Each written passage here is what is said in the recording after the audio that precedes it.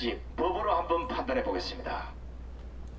대한민국에서 그래도 헌법의 1인자라고 하시는 우리 김학성 교수님이 나와서 법을 어기면 이렇게 된다는 거 직접 보여드리겠습니다. 김학성 교수님 나오십시오.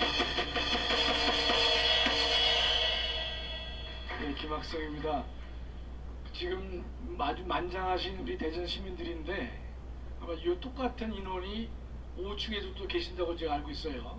예, 아주 너무 감사합니다. 제가 간단히 말씀드리기 전에 우리 신혜식 대표 얘기를 좀 끊을 터인데, 신혜식 대표 당선이 문제가 아니라 1등으로 압도적 1등으로 당선돼야 됩니다. 압도적 1등으로 당선을 시켜야만 광화문 세력의 존재를 국민들이 알 것이다, 이런 것입니다. 신혜식 대표 전과자라고 그러는데, 검사 사칭한 전과 사범이 대통령 후보가 되는 나라입니다. 대한민국을 살리기 위해서 아스팔트에서 전과를 얻은 우리 신혜식 대표, 주옥순 목사님, 손상대 대표, 이건 자랑스러운 일이지 결코 부끄러운 일이 아닌 것이죠. 검사 사칭한 놈이 부끄럽지, 준비해온 거 안 해도 되는데 제가 하겠습니다. 지금 올려주세요. 예. 얼마 전에 이재명이가 그 성남에 이제 성남지청에 소환을 받아서 가는데 개딸들이 모여가지고 우리도 이재명이다 그래요. 우리도 이재명이다. 하여튼 걔는 뭐 붙이는 내용이 많죠. 다음이요. 우리도 정강훈이다. 조금 전에 김국성 선생님께서 우리도 전광훈이다라고 해야 된다고 그러셨는데, 여러분 이런 용어는요 어느 때 쓰느냐, 말하는 대상에 전광훈의 이념과 가치, 전광훈의 의도, 이것과 우리가 동의할 때, 일치할 때 보내는 것이죠. 우리 목사님 오시래 박수 한번 해주세요. 예.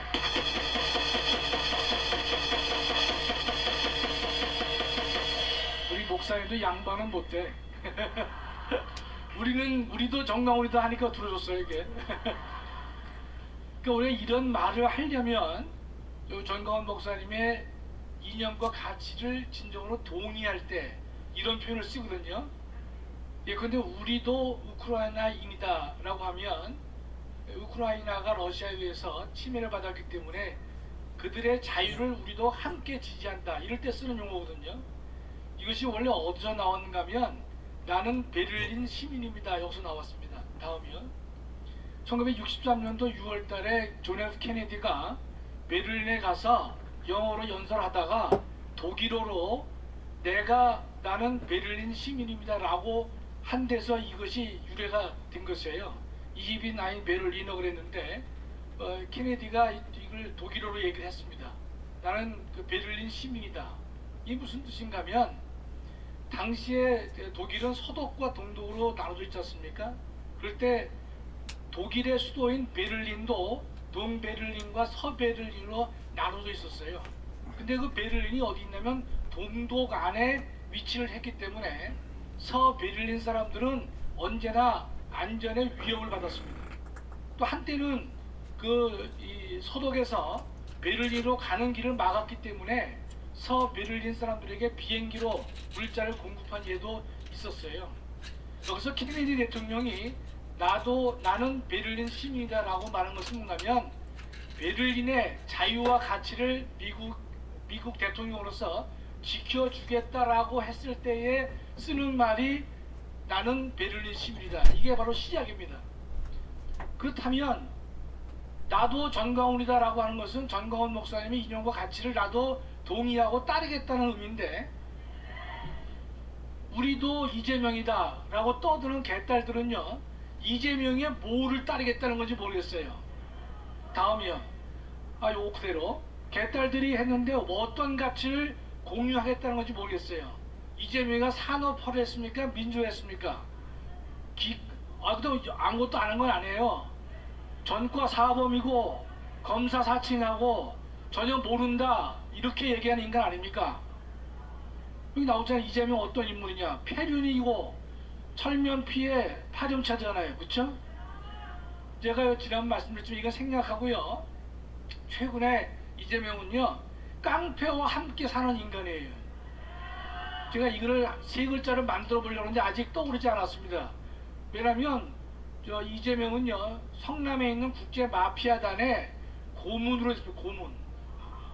거기에 두목이 이준석이에요. 아 그 국민의힘 이준석이 아니고 동명 이인이에요. 그 성남 국제 마피아의 두목이 이준석이고 거기에 고문이 이재명입니다. 예. 그렇기 때문에 각종 그 매스컴에 보면 이재명이가 자기 시장 자리에서 다리 그 깡패 녀석이 시장 자리에 앉아가지고 다리 피는 그런 것도 보이지 않습니까? 이놈은 깡패와 같이 하는 놈이에요.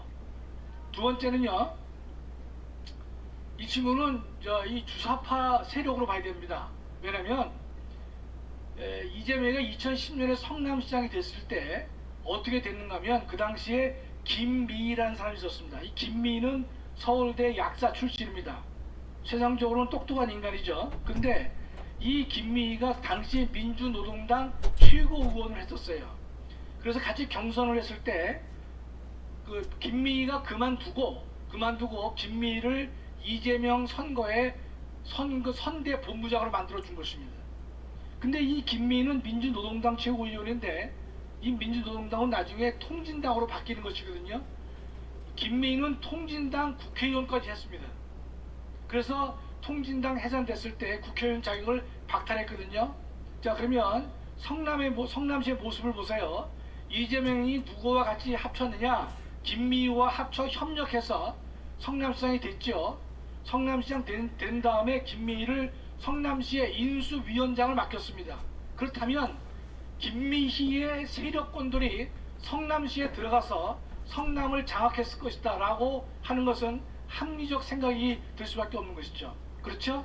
김미희는 분명히 통진당 국회의원을 지내고 민주노동당 최고의원을 지낸 인간이기 때문에 성남 동부연합과 긴밀한 관계를 갖게 되는 사람인 것입니다. 따라서 김미희가 인수위원장을 맡았다고 하는 것은 주사파와 결부되어 있는 성남 동부연합 세력들이 성남시를 접수했다고 말해도 결코 과언이 아닌 것입니다. 다음이요. 그렇기 때문에 여러분 지금 이재명 사건이 계속 드러나겠지만 이재명이 특히 북한과의 거래를 많이 합니다. 거래 의혹이 많이 있었죠. 아직 밝혀지지 않았습니다. 쌍방울 대북 의혹이 있는 것이죠. 또 이재명의 대북 코인 사건도 있는 것인데 이재명이가 또 경기도에는요 유독 평화부지사가 있는 것이죠. 이화영이. 여러분 시도에는 부지사가 둘셋, 서울은 5명이 되는데 보통 부지사를 둘 때는요 행정부지사가 있고 정무부지사를 둡니다. 평화부지사를 두는 예는 경기도밖에 없는 것이에요. 그럼 유독 이 이재명이는요 평화부지사를 둬가지고 대북 송금사업, 북한에 있는 광업권 이런 사업권을 따내려고 하는데 쌍방울을 많이 이용을 했단 말이죠. 이 인간의 정체가 드러나는 것이에요.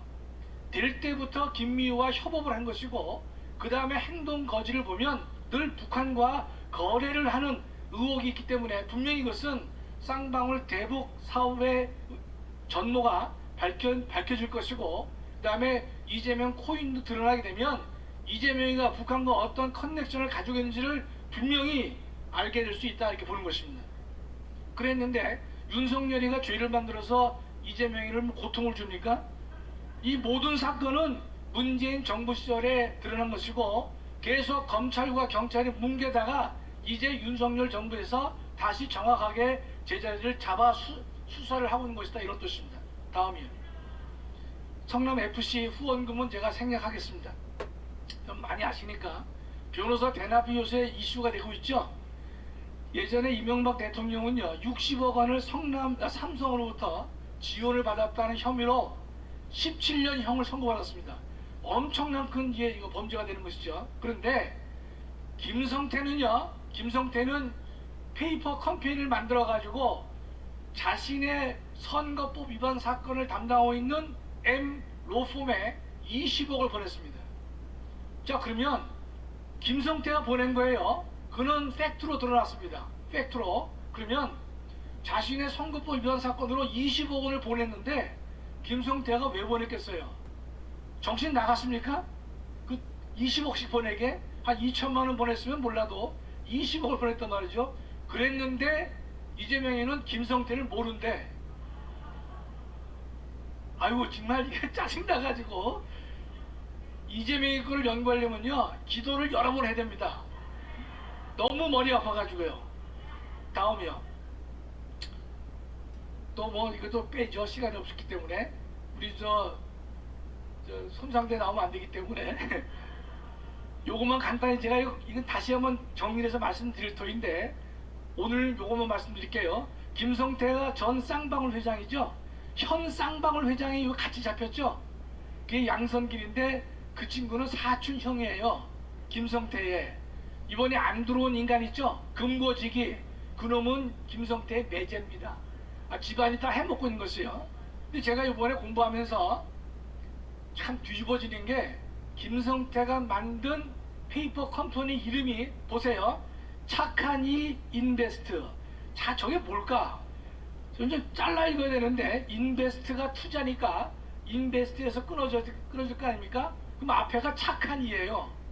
이 깡패들이 착한 이라고 해놓고 투자라는 거예요. 아우 정말 이게 혈압이 오르는 거죠. 착한이 인베스트라고 하는 가짜 회사를 만들어서 그다음에 이 법무부인 M에게 20억을 이 변호사비로 보냈습니다. 그런데도 김성태를 모른다는 거예요. 전화 한 번 한 통 없다 그러죠. 그다음에 그 M 로펌은요 이태영 변호사가 수업되어 있는데 여러분 이태영을 주목해야 됩니다. 이 인간은 검사 시절에 어떤 사건을 만든가면 김혜경 아시죠? 김혜경의 해경궁 해경궁 사건 그 사건을 이 이태영 검사가 맡았습니다. 맡아놓고서 불기소 처분을 해버렸어요. 그 다음에 이놈이 사표를 냅니다. 사표를 내서 변호사가 됐잖아요. 변호사가 돼서 제일 처음 맡은 사건이 이재명 공직선거법 위반 사건을 맡은 것이에요. 거기서 김성태가 20억을 준 겁니다. 그러면 이 20억을 어떻게 만들었을까? 그건 제가 더 공부해서 지금 아주 복잡해요. 쌍방울에서 뭐 전환사채를 만들고 거기서 돈을 얻었다고 하는데 그 과정을 제가 한 번 더 자세히 공부한 다음에 쉽게 여러분께 알려드리겠습니다. 다음이요. 이거 됐죠? 네. 됐어요. 네.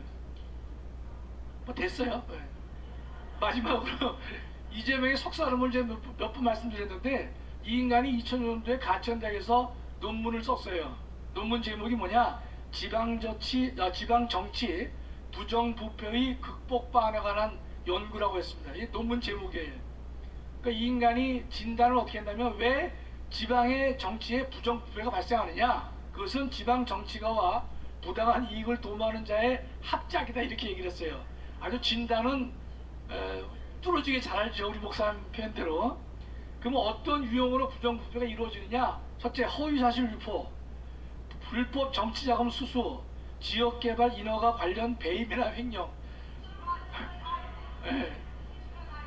여러분 뭐 이 정도는 똑똑하지 않아도 알 수 있는 건데 다 뚫어지게 아시네, 그렇죠? 이런 논문을 본인이 2000년에 썼어요. 그래놓고서는 차근차근히 자신의 논문대로 자기의 불법을 저질러 와서 이제 성장했죠. 이재명은 한마디로 자신의 권력을 더 얻기 위해서, 자신의 돈을 더 추구하기 위해서 주변 사람들을 희생시키고 더 나은 권력을 추구한 인간인 것이지 그 이상 그 이하도 아닌 것이. 자, 여기까지 하겠습니다. 감사합니다. 네, 수고하셨습니다. 김학산 교수님께도 감사의 박수를 보내주시면 고맙겠습니다. 이재명